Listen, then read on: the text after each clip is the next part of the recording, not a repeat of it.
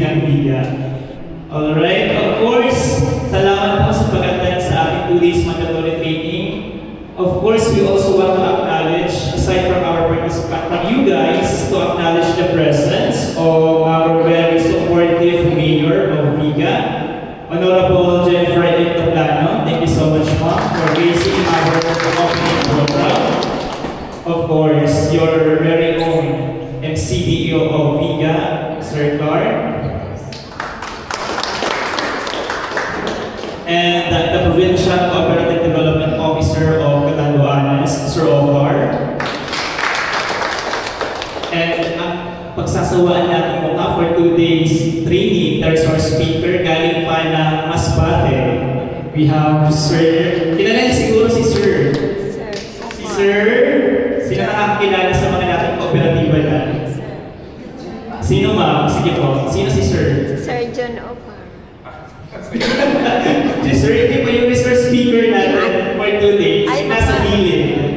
Ay, namili ko na midmid pa. Ay, hindi pa inabot ang mga kooperatiba natin. Dati kasi si Sir ay ang Provincial Cooperative Development Office Specialist from CPA na na-assign ko sa Catanduanes. Si Sir Sid po. Yan po. Siya pa maging speaker natin for our 2-day mandatory training. So, sa lahat po na nandito sa atin, thank you so much po for completing po this 2-day mandatory training. So, I guess, for us to be inspired para sa training natin, let us give the floor to our very supportive Mayor of Viga, Honorable Jennifer Ectoplano. Yan po, palakpakan naman po natin si Mayor. Thank you, Sir Taylor. Tama na, Sir. Ayan. Good morning. Good morning. Magandang ng aga. Sasabihin ako dito ang mga padaba ang kooperatiba. Tama? Ang sa kuya po na siyempre pag-isip sa kuya mga bisita na matabang sa ato sa 2 days na seminar training. So po, kuya po sa kuya Cooperative Development Officer ni Provincia, Sir Coparty, si Sir Jaynard, si Sir Sid, na sa iyo po yung 2 days information para po magkagkat na mo yung magayong pundasyon dahil lang sa inyong kooperatiba bago sa nagsuna. Saan po, hindi lang lagi yung nagsisimula at hindi po natin masasayang yung sisimula yun. Eh, syempre po, ang sa kanyang Municipal Cooperative Development Officer designated po si Engineer Clark Uchi. Actually, kang pagtukaw ko, di ko piyapansin ang cooperative officer na may designated na dati sa previous mayor, hindi pa yung vice mayor. Nakalagpuhan ko siya. Sabi ko, Engineer, interesado ka ba sa designation mo? Sabi niya sa kuya, talagang talagang madulong yung pagkakatawa. So, yun kami, niyo, tangan niya yan man ang sa kuya man namin po sa yung makakabang yan sa kuya. Kaya, yung dati ng designation as cooperative officer, pinagagos na lang po. Kasi, nahiling ko sa inyo, sa inyo, na siya man po ang makatabang sa ako, sa rosa sa kuyang mga plataforma, iyon po ang pagpakusuging grassroots sa baba.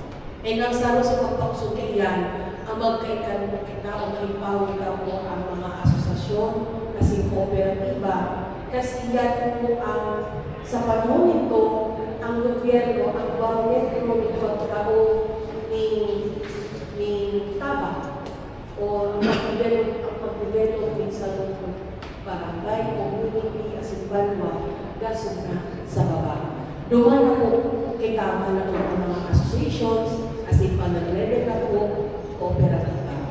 Kaya kapurong bagay na nito yan po, very supportive po sa tuyang probinsya, na nakita po ang ada yung sa Pirak, sindala po ang ganda yung uya. Kapurong tabang yun, kasi bentahe sa ato, dahil na po kita magagastos sa nita puro kung anong pakita sa Pirak. So ako man po bilang local executive ng LGU Viga, nauman nyo na sarong sa mga programa, advokasya, sa plataforma sa 3 taon po na sa first term, ang sarong sa top priorities po talaga, iyon po ini association as in kooperatiba. Lalo-lalo na parang mga iba't ibang ahensya lumang po sa inyo. Kung alisto na po ako mag-ibo ng mga project proposals, mga technical proposals po, ang tabang baga, ang grants, diretso na po sa sendo. Aagihan na lang ang LGU. Ang kumbaga, ang pagtungkong na lang ng LGU, kami ang mag-unit sa sendo, asipin ka na po mga shortcomings, ang LGU, ang masapong na din, diretso sa lapo ang sendo. Pagpatarubo, pagpakusog ng pundasyon, sa tuya po na kooperatiba. So sa 2 days kita, kuya kumain sila ng ano ang istorya ni cooperative, principles ni cooperative, as in, kung ang kooperatiba ang sarong sa catalyst ni development or economic enterprise ni sa tuya Banwa as in probinsya, as in ni buong Pilipinas. Kaya napakaswerte ko at kapasalamat talaga ako kasi biya ang gabos na invitasyon ni Engineer Clark, kumbaga po, biya grab ko siya.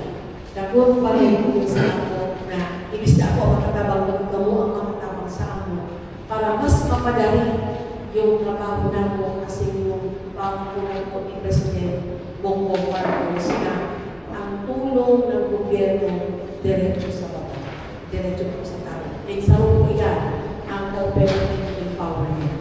So, sa 2 days, sana marami kayong matutunan at layman po kamo mag-alang-alang o masukog maghapon sa satuya po ni speaker o ikaw po kamo migla sa butan, ihapon po yung kong masukog. Lalo na po sa mga leaders. Sayang po pagkakataon. Yan po. So, bigyan po natin ang ating grupo na 5 palakpak. Yan. Diyos ang rin na aga, as bagay na aga po